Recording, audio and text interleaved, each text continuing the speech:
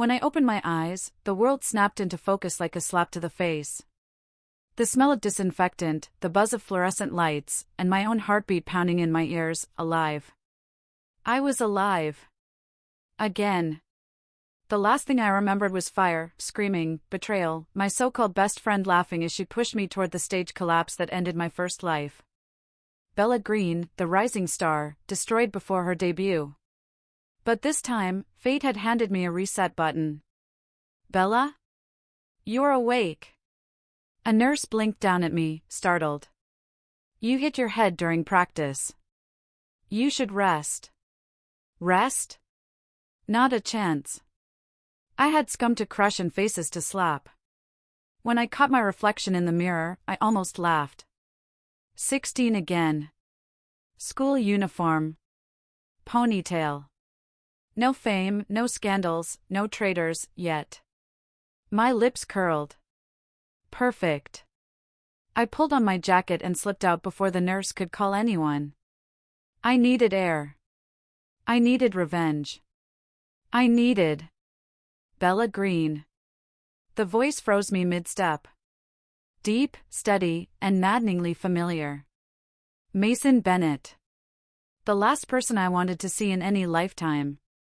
My former guardian, my supposed brother, and the man who'd watched me self-destruct without lifting a finger. And now here he was, standing under the hospital's harsh lights like a walking reprimand in a tailored coat. Same sharp jawline, same cool, unreadable stare that used to make girls stutter. My first instinct? Run. My second? Slap him. Instead, I crossed my arms. Oh, wonderful. The ice statue speaks. What, did the principal send you to lecture me already? He didn't blink. Get in the car. I raised a brow.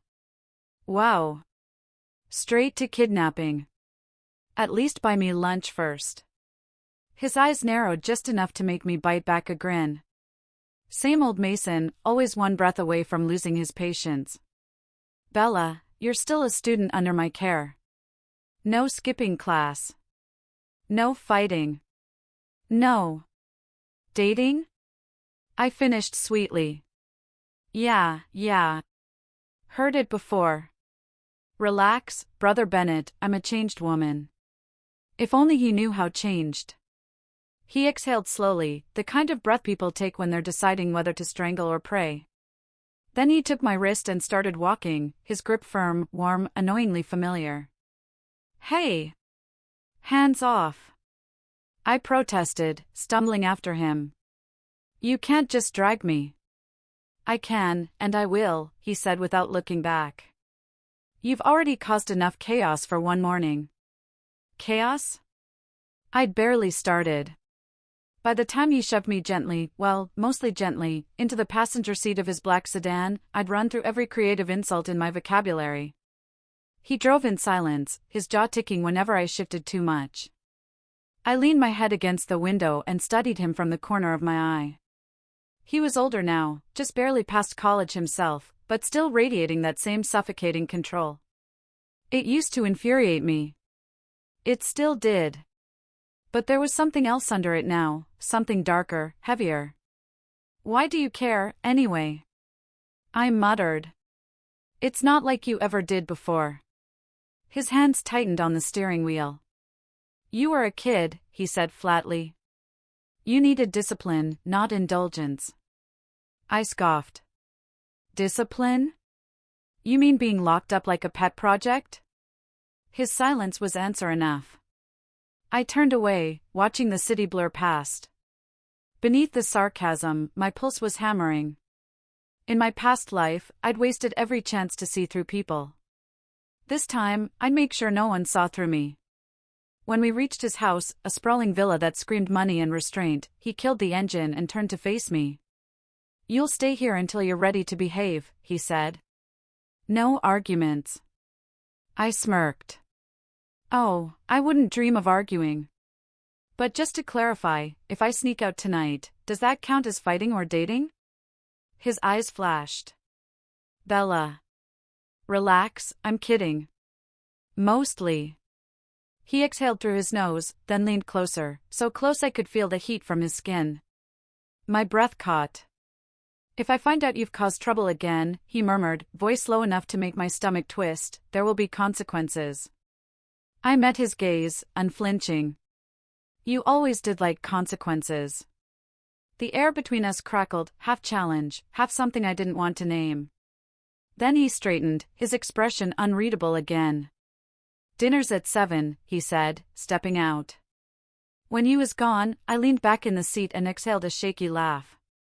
"Punish the scum, slap faces, and conquer life," I muttered to myself.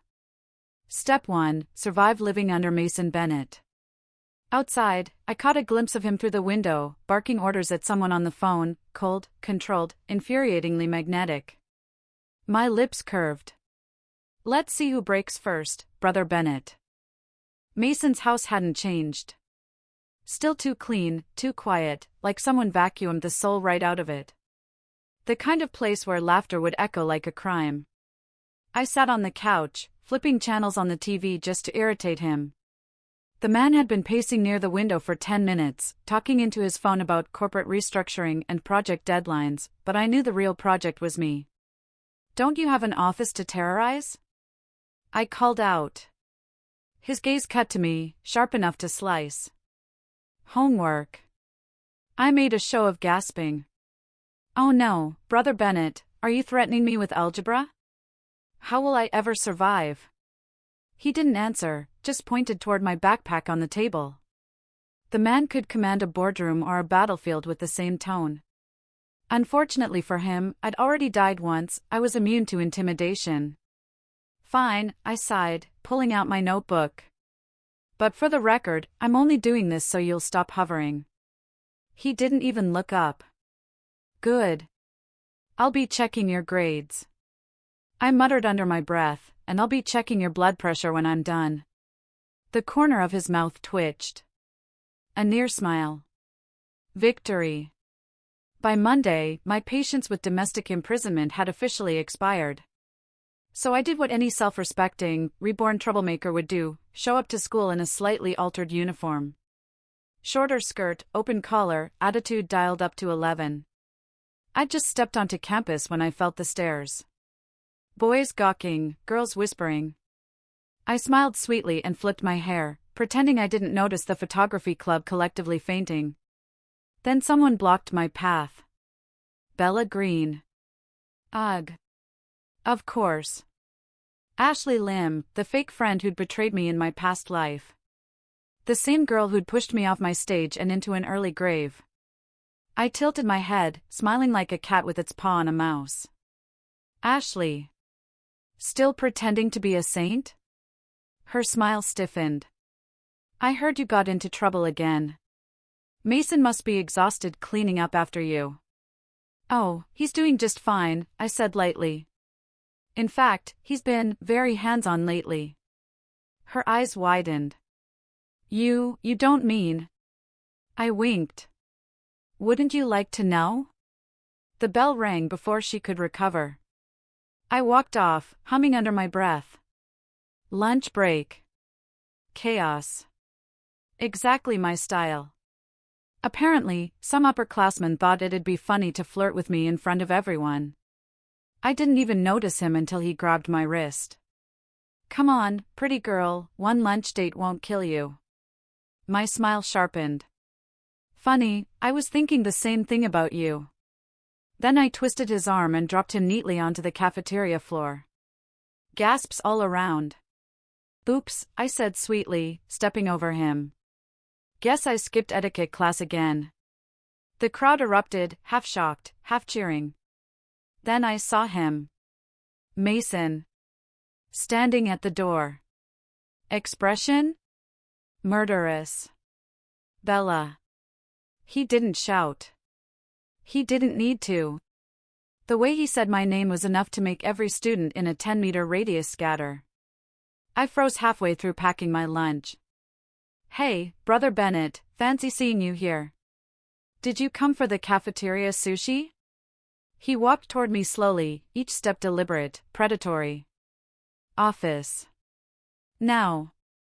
"But class isn't over." He didn't answer. Just grabbed my wrist and started dragging me out. Deja vu.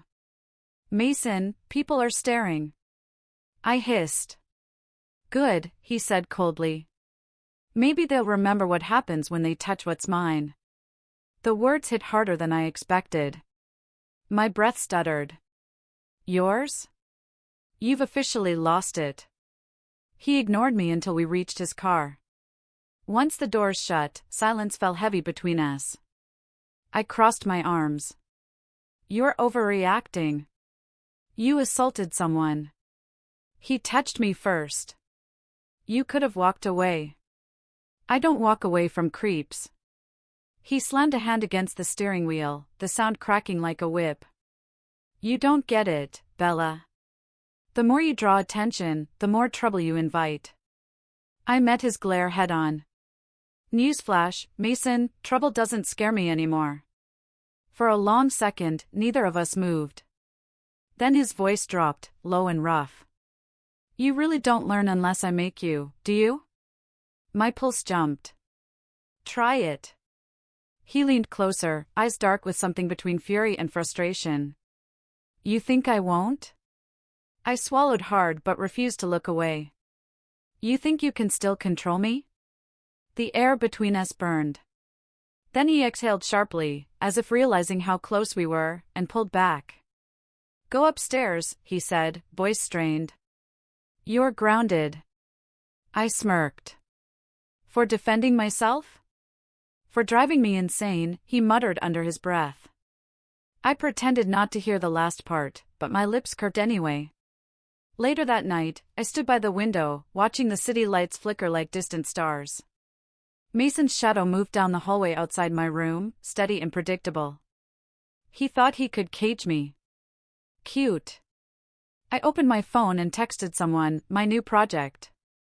A certain talent scout who'd once ignored me in my first life. Bella Green, ready to make a comeback. This time, no one stops me. I hit send and smiled.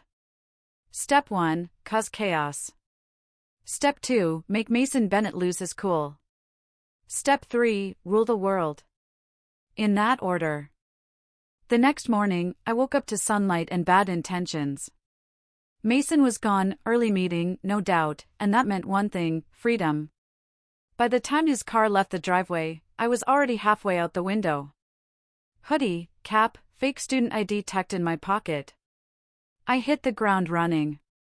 Because today wasn't about revenge or mischief. Not entirely. Today was about me. The music studio wasn't far from campus, just a small glass front building that smelled like dust and ambition. I'd sung here in my first life too, but that time, I'd been nervous, desperate to please. Now, I just wanted to burn the place down with talent. The receptionist barely looked up. Name? Bella, I said. Auditioning for the trainee program. She glanced at her list. You're not on it. I smiled. That's fine. I'll be on your stage anyway. Her frown deepened, but before she could protest, the door to the recording room opened. A man in his 30s stepped out, sharp suit, sharper eyes, the same talent scout who'd rejected me years ago. Another walk-in, he sighed. Make it quick. One song. I stepped inside. The mic gleamed under the lights. I closed my eyes, drew a breath, and let the first note rise. The song wasn't perfect. It was raw, a little angry, maybe too real. But every word carried the weight of 2 lifetimes, the heartbreak, the fire, the second chance. When I opened my eyes, the scout was staring like I'd just rewritten gravity. Who did you say you were? He asked softly. I grinned. Bella Green. Remember the name. I'll make it stick this time. By the time I got back to campus, the video was already online. Someone had recorded the entire performance and uploaded it with the caption, "High school girl blows away pro judges." My phone wouldn't stop buzzing. Messages, DMs, interview requests. I was halfway through scrolling when a familiar black car pulled up beside me. Oh no. Mason stepped out, coat sharp, eyes sharper. He didn't say a word. Just opened the door. Mason, I began carefully, before you explode. Get in. I sighed. Can we skip the caveman routine? I was just singing. He leaned down, voice low enough to make my pulse skip. Bella. In. I climbed in, muttering, you'd make a great kidnapper. The drive was silent, except for the occasional sound of him grinding his teeth. When we reached home, he slammed the door hard enough to make the walls flinch. You went to a public audition. I blinked innocently. Is that a crime? You went alone. Lied. Skipped class.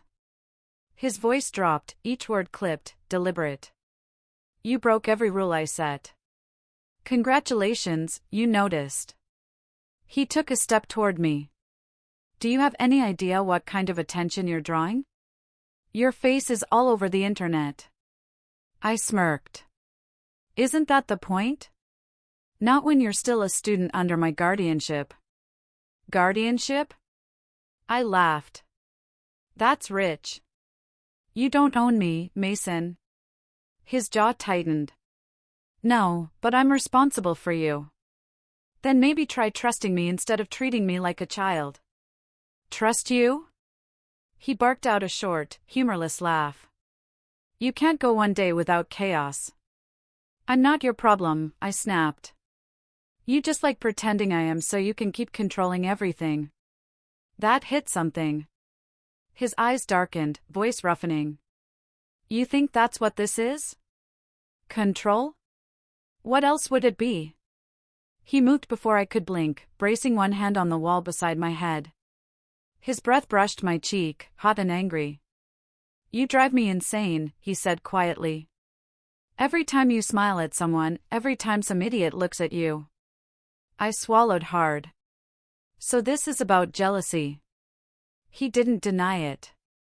Stay out of the spotlight, Bella. I laughed, though my voice trembled. That's not who I am anymore. He stared at me for a long second, and something inside him seemed to snap. His hand slipped from the wall to my wrist, holding me just tight enough to make my breath catch.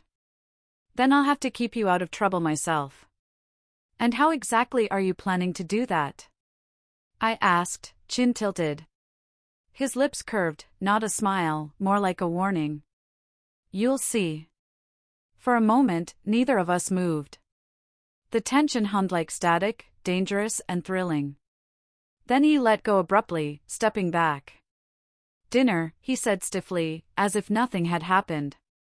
I exhaled, shaking my head. You really should try therapy. He didn't look back. You first. That night, as I scrolled through comments under the viral video, one caught my eye.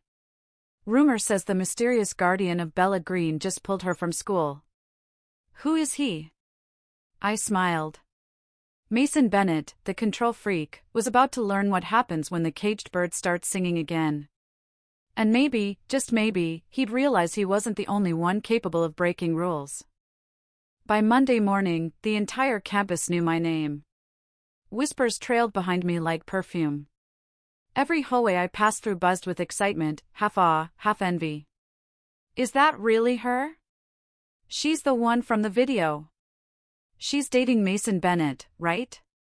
That last one made me choke on my coffee. Mason had apparently shown up to school that morning, again, to check on me. Which, in his language, meant glaring at every boy who looked my way. I was starting to think his guardian act was just a socially acceptable form of stalking. He stood near the front gate, black coat, sharp glare, untouchable presence. The girls drooled. The guys froze. I rolled my eyes. Mason, I called, sauntering up, if you keep showing up like this, people are going to start rumors. They already have, he said flatly. And most of them are your fault. Oh. Which one? The part where I apparently seduced the music world, or the one where you're my secret sugar daddy? His jaw clenched. Bella. I grinned. Relax. It's just gossip. I thrive on it.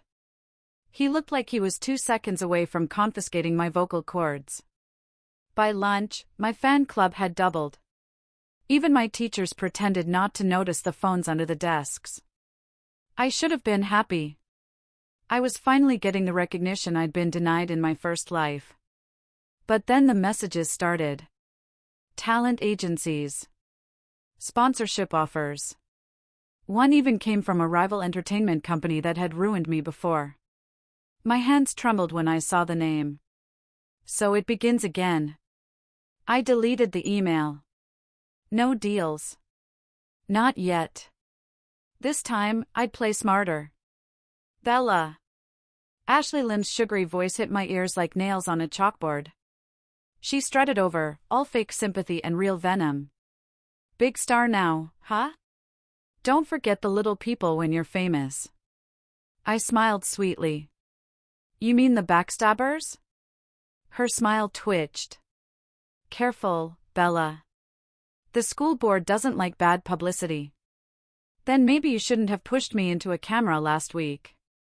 She blinked. Excuse me? Oh, right. That was accidental, wasn't it? I tilted my head. Just like the last time you ruined my life. Her mask cracked for a second before she stormed off, muttering something about jealousy. I exhaled, forcing my shaking hands into stillness. This wasn't about petty fights anymore. My past was repeating, and I wasn't letting it win. Unfortunately, Mason didn't agree with my strategy of controlled chaos.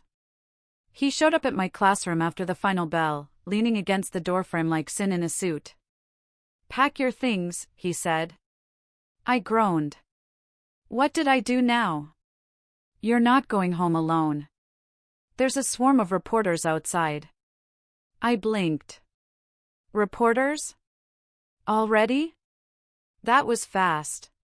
He gave me that look, the one that could melt steel. Get your bag. I obeyed, mostly because I wanted to see the spectacle. And wow, he wasn't exaggerating. The school gate looked like a crime scene, cameras, microphones, eager faces shouting my name. Miss Bella. Is it true you're dating your guardian? Are you debuting as an idol? Does Mason Bennett manage your career? The last question made Mason's head snap toward me, his expression dark enough to silence the crowd. He grabbed my wrist, not gently this time, and pulled me through the chaos into the car. When the doors shut, his voice was low, dangerous. Dating your guardian? Where did that rumor start? Probably from your fans, I said, too tired to argue. You're the one showing up everywhere like my personal bodyguard. He rubbed his temple. Do you have any idea how this looks? Yeah. Like we're in a scandal. Exactly. And you care because? I asked, tilting my head. His gaze met mine, cold, sharp, and yet strangely conflicted. Because you're still under my roof. Because I'm responsible for you. Because, he stopped himself, jaw tightening. Because I said so. I leaned back, crossing my arms. Classic Mason. All rules, no reason. His silence stretched, heavy and thick. Then, to my shock, his lips twitched. You think this is funny? A little. Good, he said, voice dropping a note lower. Then you won't mind if I make a new rule. My brow furrowed. What kind of rule? He turned to me fully, eyes gleaming with something dangerous. From now on, no interviews. No social media. And definitely no boyfriends. I laughed. Wow, you really are jealous. His hand brushed my chin, tilting it up just slightly. Maybe I am. My heart jumped, but I masked it with a smirk. You're insane. He let go, leaning back like nothing happened. Dinner at 7. Don't make me drag you again. That night, the silence in the house felt too thick. I tried focusing on my homework, but my mind kept replaying that moment in the car, the way his voice dropped, the heat in his eyes. I told myself I wasn't blushing. Definitely not. Then my phone buzzed again. A message from an unknown number. You think you can sing and escape me, Bella? Some debts don't disappear just because you start over. I froze. My blood ran cold. The number wasn't random. It belonged to someone who shouldn't exist anymore, one of the men responsible for my downfall in my past life. I glanced toward Mason's study, the door half open, his shadow visible against the light. For once, his control didn't look suffocating, it looked like safety. I locked my phone, shoved it under my pillow, and whispered to myself. Not this time. I'm not going down again. Outside my door, I heard Mason's footsteps pause. Then a soft sigh. And I wondered, not for the first time, who was really protecting whom. By the time morning came, the message still burned in the back of my mind. I told myself it was nothing, just a troll, a sick joke, but my gut said otherwise. The past didn't stay buried just because I'd been reborn. It waited. Watched. And this time, it was coming for me. I was halfway through brushing my hair when my door flew open. Mason stood there, sleeves rolled, hair slightly disheveled, irritation practically radiating off him. Did you think I wouldn't notice? I froze, brush halfway through a tangle. Notice what? He held up my phone. My unlocked phone. Excuse me? You left it in the kitchen, he said coldly. And someone texted you. Care to explain why you're getting threats? I snatched it from him. You went through my messages? I went through your message, he snapped. There's a difference. Not to me. He crossed his arms, the muscle in his jaw ticking. Who sent it? I turned away. No one important. Bella. Drop it, Mason.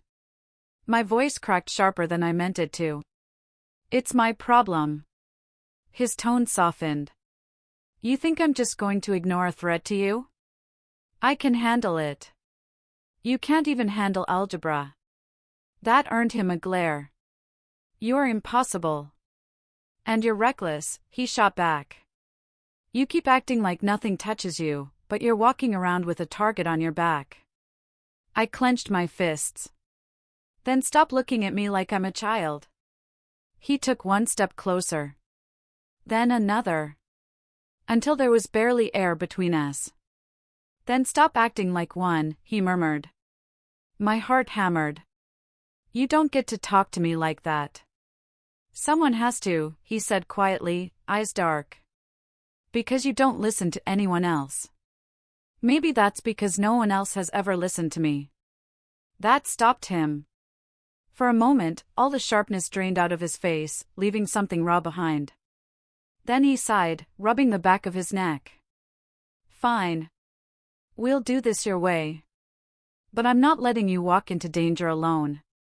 What's that supposed to mean? It means, he said, pinching the bridge of his nose, you're not going anywhere without me. I groaned. Fantastic. A full-time babysitter. He smiled faintly. Think of it as security detail. I muttered something about personal space, but the truth was, when he said it, the fear eased, just a little. At school, the gossip had evolved into full-blown mythology. By lunchtime, someone had made a fan edit of Mason and me with dramatic music and sparkles. I nearly choked on my sandwich. He, of course, found out before the bell rang. Bella. His voice behind me. I didn't turn. If this is about the video, I plead the fifth. He set his phone in front of me. The fan edit played again, complete with captions like Forbidden Love. I swallowed a laugh. At least they got your good side. Delete it. I didn't make it. Find out who did. I smirked.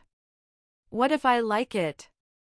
He leaned closer, his voice dropping low enough that my pulse jumped.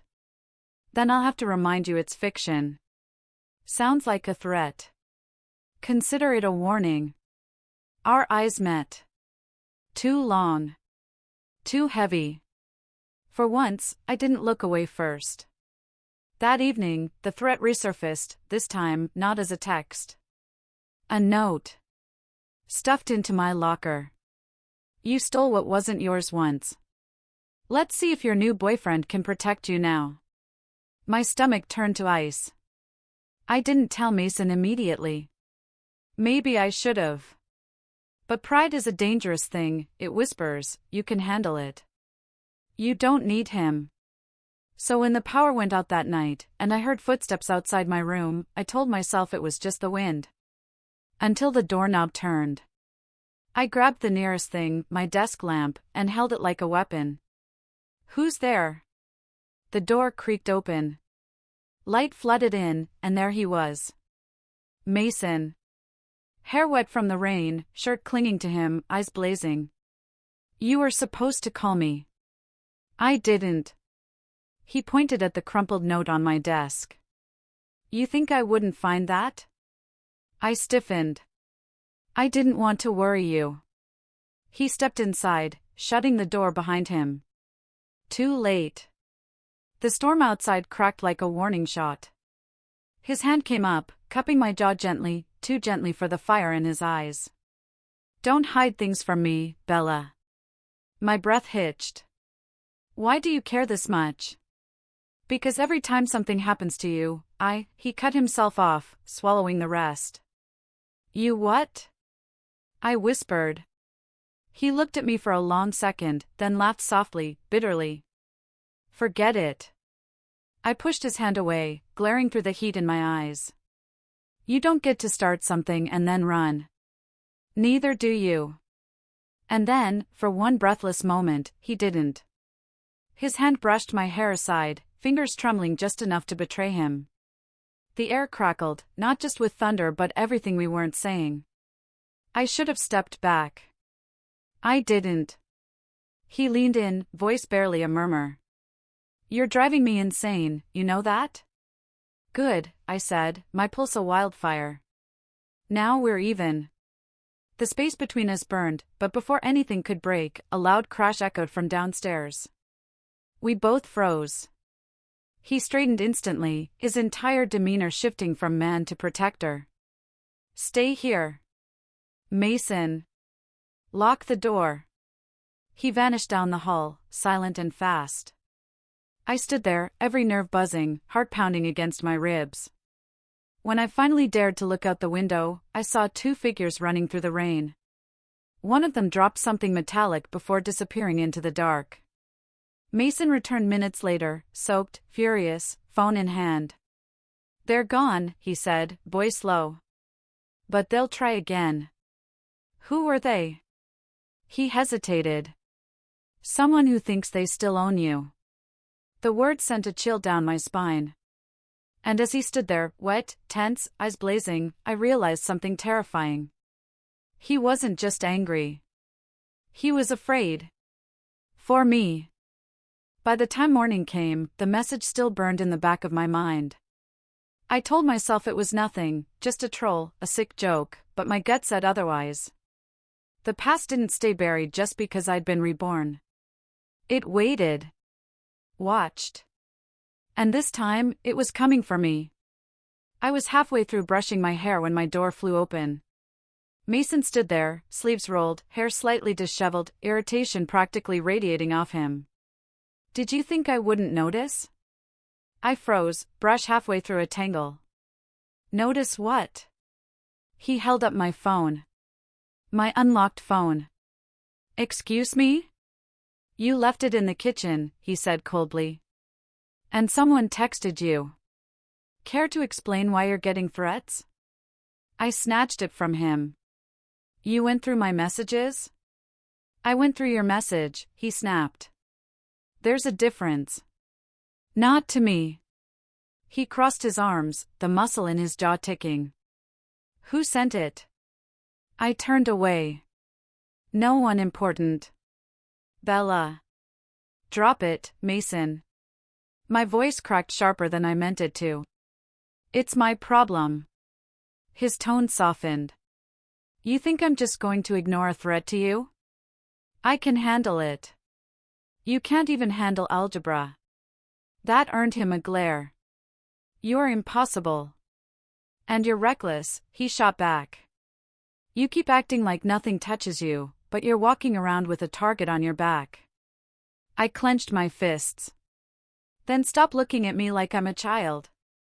He took one step closer. Then another. Until there was barely air between us. Then stop acting like one, he murmured. My heart hammered. You don't get to talk to me like that. Someone has to, he said quietly, eyes dark. Because you don't listen to anyone else. Maybe that's because no one else has ever listened to me. That stopped him. For a moment, all the sharpness drained out of his face, leaving something raw behind. Then he sighed, rubbing the back of his neck. Fine. We'll do this your way. But I'm not letting you walk into danger alone.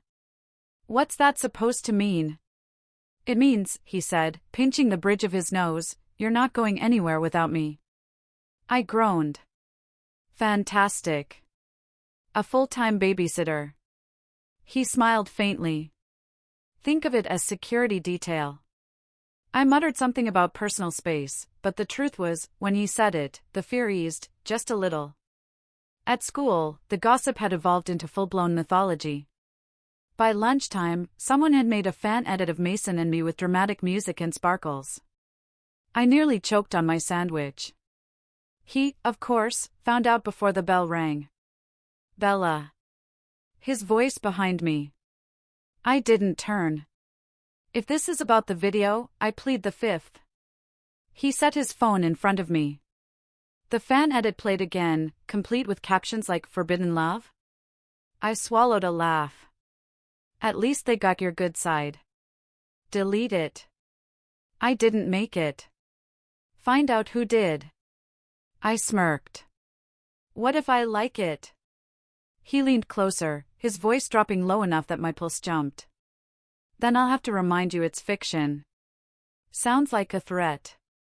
Consider it a warning. Our eyes met. Too long. Too heavy. For once, I didn't look away first. That evening, the threat resurfaced, this time not as a text. A note. Stuffed into my locker. You stole what wasn't yours once. Let's see if your new boyfriend can protect you now. My stomach turned to ice. I didn't tell Mason immediately. Maybe I should've. But pride is a dangerous thing, it whispers, you can handle it. You don't need him. So when the power went out that night, and I heard footsteps outside my room, I told myself it was just the wind. Until the doorknob turned. I grabbed the nearest thing, my desk lamp, and held it like a weapon. Who's there? The door creaked open. Light flooded in, and there he was. Mason. Hair wet from the rain, shirt clinging to him, eyes blazing. You were supposed to call me. I didn't. He pointed at the crumpled note on my desk. You think I wouldn't find that? I stiffened.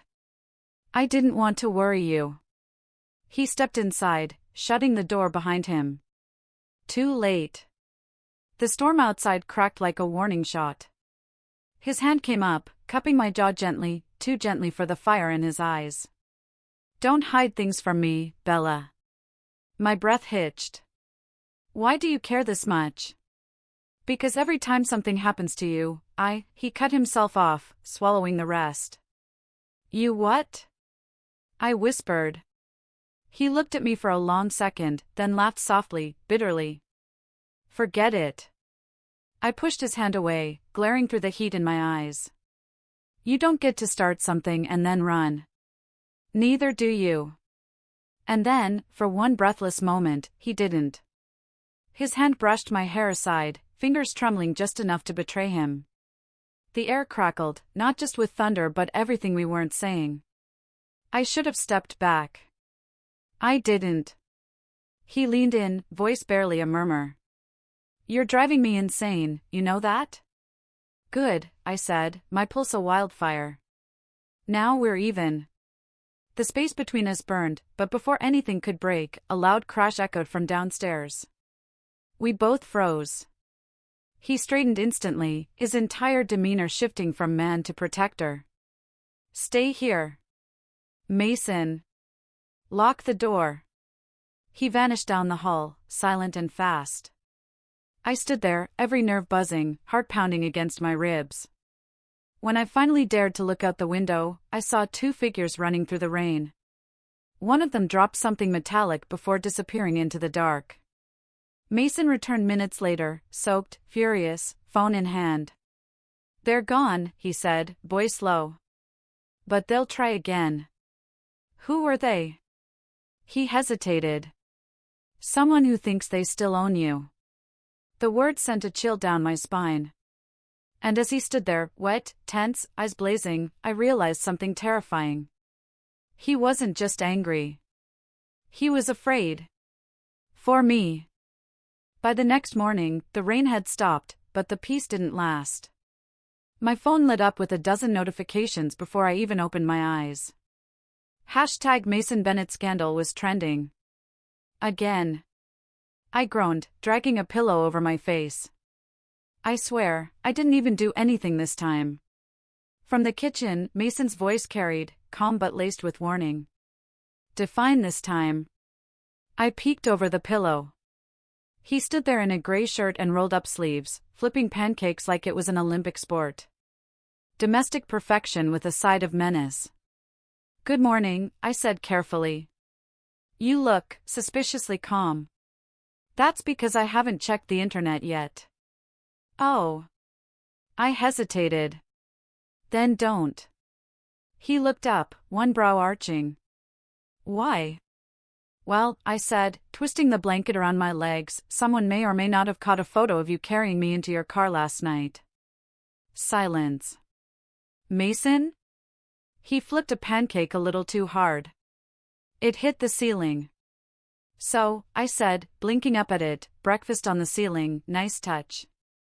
He exhaled slowly, counting to what I assumed was 10. You're enjoying this, aren't you? A little. He gave me a flat look. You think this is funny? Yes. Because if I don't laugh, I'll cry. He sighed, rubbing his temple. I'll handle the media. Handle it how? With your fists? Tempting, he said under his breath. The rest of the day blurred into chaos. Reporters outside the gate. Students whispering. Even teachers looking at me like I was the plot twist of a drama they hadn't signed up for. By lunchtime, I'd hidden on the rooftop with a sandwich and a prayer for invisibility. Skipping class again? I groaned. You have got to stop tracking me like a bloodhound. Mason stepped out from behind the water tank, hands in pockets, smirk firmly in place. You make it too easy. Don't you have a company to run? Delegated. Minions?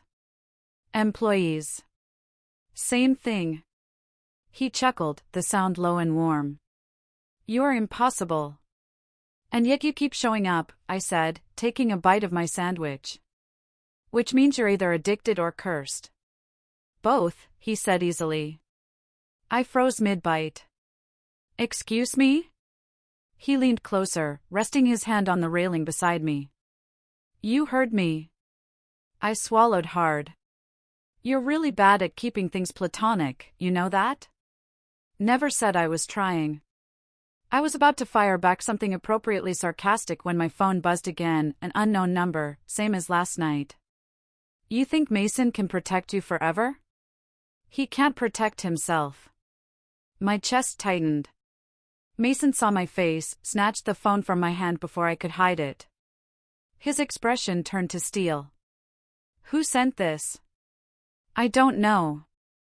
He started typing furiously. I'll find out.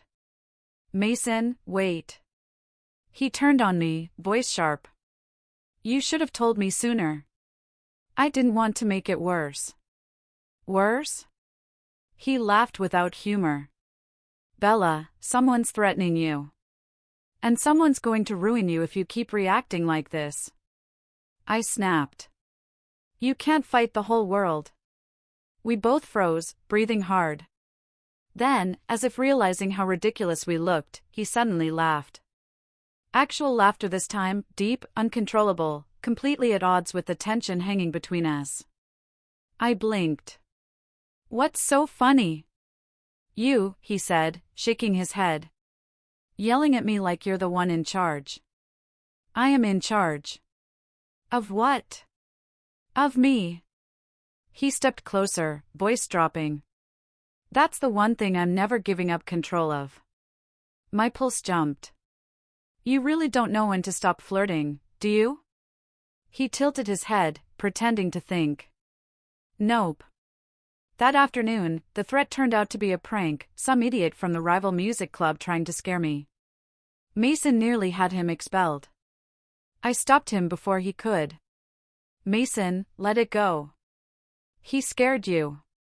"Yeah, and you scared him. We're even." He looked at me for a long moment, then sighed. "You're too soft. I prefer mature and merciful. You prefer chaos." "Touché." He smirked. "At least you're self-aware." By the time evening rolled around, the storm inside and outside had both passed. The scandal died down after Mason released a press statement: "Bella Green is under my guardianship. Any other claims are false." He didn't mention that his tone at dinner said otherwise. "You owe me a new shirt," he said, tugging at the one I'd accidentally spilled juice on. "Maybe I'll buy you one," I said, eyes glinting. "From the bargain bin." He chuckled. "You'd look good apologizing." "Not happening." "Then I'll just have to make you." I narrowed my eyes. "Don't you dare." "Too late." He flicked water from his glass at me, catching me square on the face. I gasped. "Oh, it's on." The next minute was chaos, me throwing a handful of rice, him dodging with annoyingly good reflexes, both of us laughing so hard I almost forgot why we fought at all. When it finally ended, the kitchen looked like a war zone. Mason's shirt was ruined anyway, and my cheeks hurt from smiling. He leaned against the counter, hair messy, grin wicked. "You look like trouble." "I am trouble." "I know." Our eyes met, the laughter fading into something warmer, quieter. He reached out, brushing a grain of rice from my cheek. "You're safe now," he murmured. "For now," I said softly. "But knowing me, not for long." He chuckled, thumb lingering a second too long. "Then I guess I'll have to keep breaking my own rules." "Which one?" "No fighting, no skipping class," he smirked. "No dating." I rolled my eyes. "You broke all three." "Correction," he said, leaning closer. "We did." I opened my mouth to argue, but he caught my hand instead, lacing his fingers through mine before letting go with a sly grin. "Good night, Bella." I stared after him as he walked off, still stunned, still smiling despite myself. The man was chaos. My chaos. And maybe I didn't hate it anymore. 3 weeks later, my life was unrecognizable. My song, the one I'd written in secret, never meant to see daylight, had gone viral after a performance video leaked online. One moment I was dodging paparazzi outside the college gates, and the next I was being invited to perform live on national TV. My manager called it destiny. I called it chaos, round 2. Because ever since that night, Mason had turned into a full-time menace. "Who approved this outfit?" he demanded, storming into the dressing room 5 minutes before my performance. I didn't even look up from my mirror. "The stylists, obviously." He stopped dead behind me. "It's too short." "It's a stage dress." "It's barely a dress." I met his reflection's glare with one of my own. "You're not my father, Mason." He smirked. "Thank God." "Then stop acting like you own me." "I don't." His voice dropped, dangerously soft. "But I'd like to." My brush froze midair. "You really don't believe in subtlety, do you?" "Not when subtlety gets you kidnapped on live TV," he said dryly. "That happened once. And once was enough." He crossed his arms, leaning against the wall like a bodyguard who moonlighted as a tyrant. When you're done, I'm driving you home. You mean stalking me home? He smirked. Semantics. The performance went perfectly. Cheers, cameras, lights, every beat of the song felt like freedom. When the final chord hit, I looked out at the sea of faces, at the flashing lights and deafening applause, and smiled. I'd done it. I'd rewritten my story. But when I stepped off stage, Mason was waiting in the wings, arms crossed, expression unreadable. You are incredible, he said finally. Thank you. Also, you broke my blood pressure record. I grinned. You're welcome. He sighed, running a hand through his hair. You're impossible. And yet, I said sweetly, looping my arm through his, you still show up. His mouth twitched. Maybe I'm just waiting for the day you stop needing me. I looked up at him, smiling softly. Bad news, Bennett. That day's never coming. He froze, then laughed quietly, shaking his head as we walked toward the exit, my hand still hooked through his arm. Figures, he muttered. Out of all the people to fall for, I had to pick the one who keeps breaking every rule I make. I grinned. Guess we'll have to make new ones. Like what? No dating, unless it's each other. He stopped mid-step, staring at me. You're serious? I shrugged, trying not to laugh. You said it yourself. We're both impossible. He sighed in mock defeat, pushing open the door. Then I suppose I'm doomed. Glad you're finally catching on. Outside, cameras flashed again, but this time, I didn't hide. Not from the noise. Not from the attention. And definitely not from the man beside me, who, despite everything, had become my favorite kind of trouble.